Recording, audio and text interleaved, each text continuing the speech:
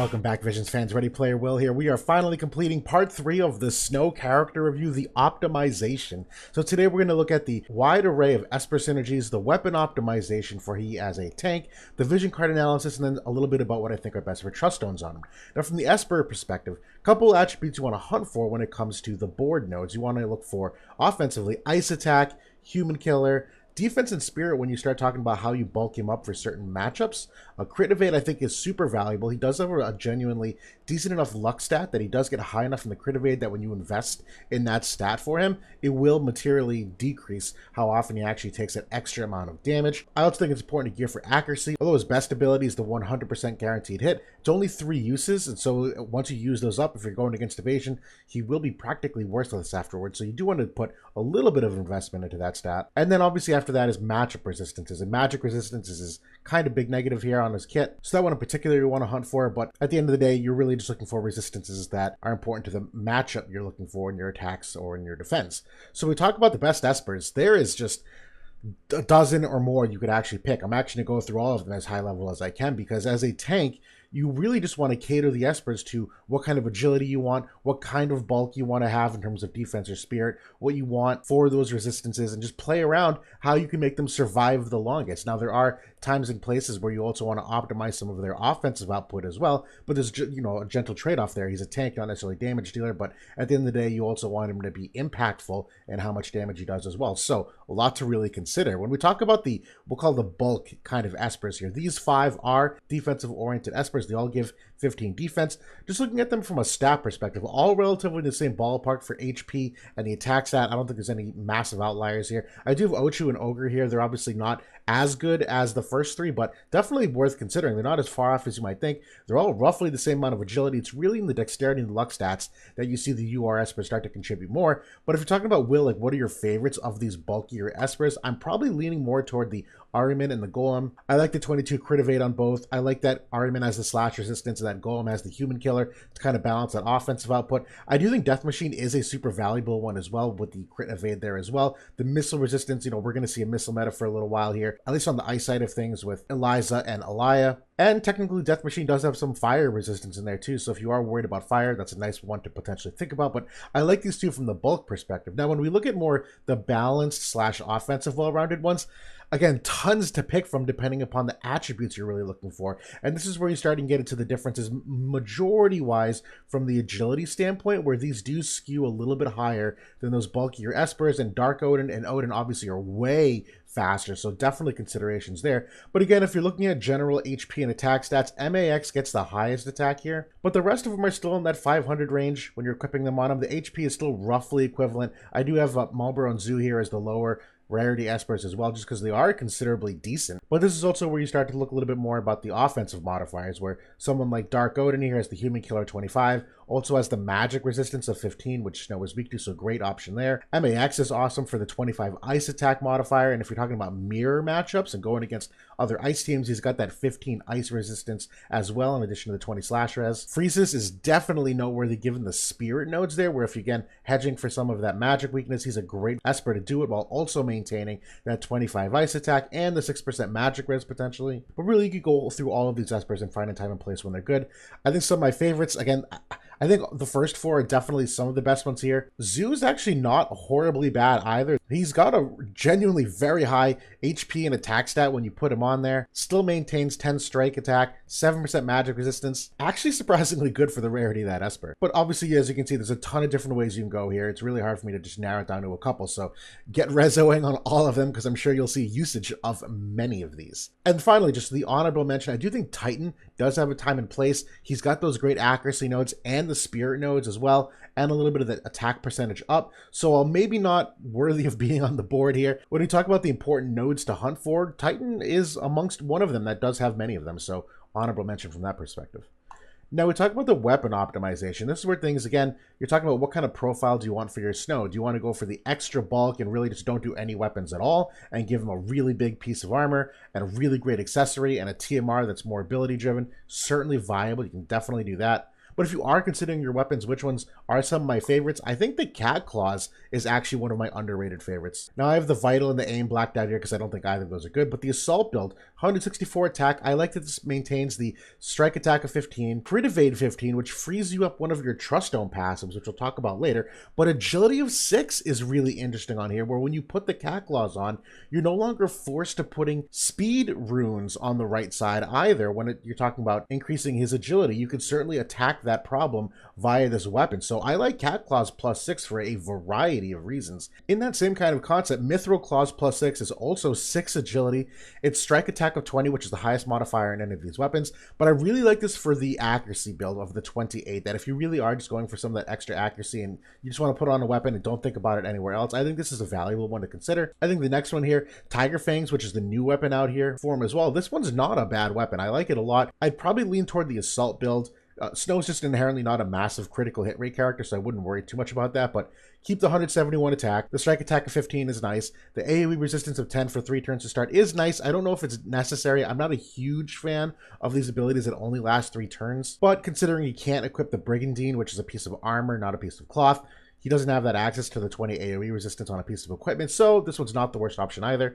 And then finally, the Kaiser Knuckles. This is more for just like damage dealers. I don't know if it's really meant for Snow in particular. Obviously, the crit rate here is the highest amongst the fists. It's also the highest attack stat, but I don't really think he needs that perspective. And then finally, if you're thinking outside the box, I actually do like the Lamega TMR here of the lightweight steel fist, where again, you're looking at that 20 accuracy. It's got some great attack stat on it already, that if you want to prioritize your slot 1 and slot 2 for cloths and for accessories and still have a weapon, but put it on the TMR slot instead for flexibility and to maintain 100% of the attack stats on the runes, definitely like this option as well. So a lot to play with. Again, there is no one right answer because it really depends on what style of Snow you're trying to build here. Personal favorites though, I think Cat Claws +6 is definitely one. Tiger Fangs is probably my number 2 if you're equipping a weapon, and Lightweight Steel Fist is good for the versatility on the TMR slot.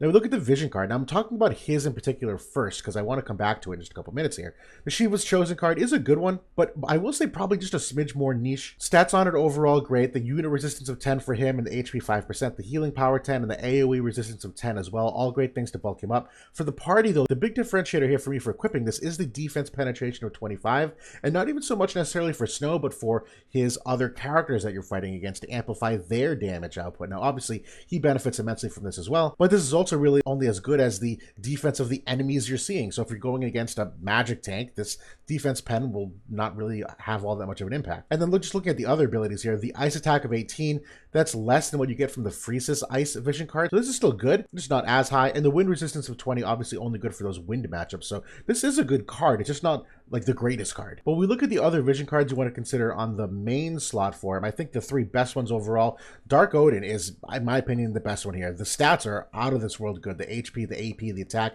4 spirit, 3 agility. When you talk about the unit, it's not far off from what his card has as well. In terms of the unit resistance 10, he's got HP 5%, human killer, ice attack, but for the party, a whopping 50% attack, which most of these ice DPS are physical attack in nature, so this attack stat's great. This is technically HP of 13% and another 10 unit resist, so love this card. I think a second really good one is the MAX card, if only for the 20 AoE resistance, but it still has an excellent unit effects for Snow in terms of the attack, the missile res, the ice attack, and the HP. But again, this card is also skewed a little bit more for the damage dealers next to him, where he's not going to do a ton in the way of crit damage, but Eliza definitely is, and so isn't Elia and some of the other ice units. So that 25 crit rate certainly helps for them, but it's really the 20 AoE resistance you're hunting for here. And then finally, I like the Lastwell card a lot. The attack 30% is going to buff his attack stat significantly. The agility of 15% is definitely game-changing for your ice comp, and acquired AP 25% certainly as well, and the 25 human killer will also increase his damage output. So I like all 3 of these cards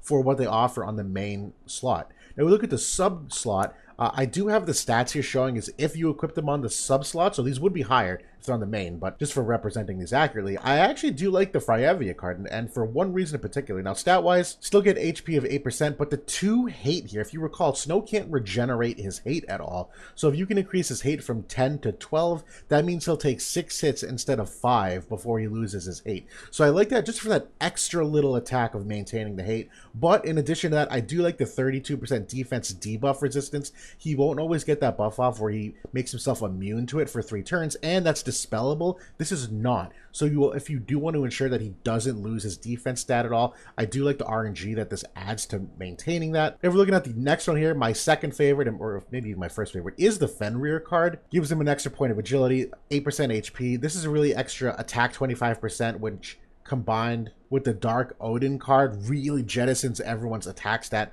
much higher, but also the magic resistance of 10, where that is kind of his weakness. If you want to hedge that weakness a little bit, great vision card to do so. And then finally, there's not a ton of extra amazing candidates, but kind of with the idea with the last wild card, I do like this one, if only for the 18% attack and the 28% acquired AP. The acquired AP is really the big one here. This is obviously less attack than the Fenrir one, but still kind of that same concept. But at the end of the day, if you're still hunting for a sub-vision card, I think his is still a genuinely really good one as well. I don't think there's anything wrong with that. Of the 25 defense penetration, you'll only retain 40% of it, which is 10 defense penetration, but still 10 defense penetration will stack with your Truststone passes and whatnot, so it's still a nice overall damage output for those characters. Now we look at the Truststones to wrap things up here. Left side and right side. From the left side, I do think HP is probably the most well-rounded one. I actually genuinely like the crit avoid one as well, but that deserves its whole own video as to why, but not necessarily a good investment for most people where you have limited resources to make your Truststone. So HP and the defense and spirit, again, these are really best if you're equipping a cloth or a hat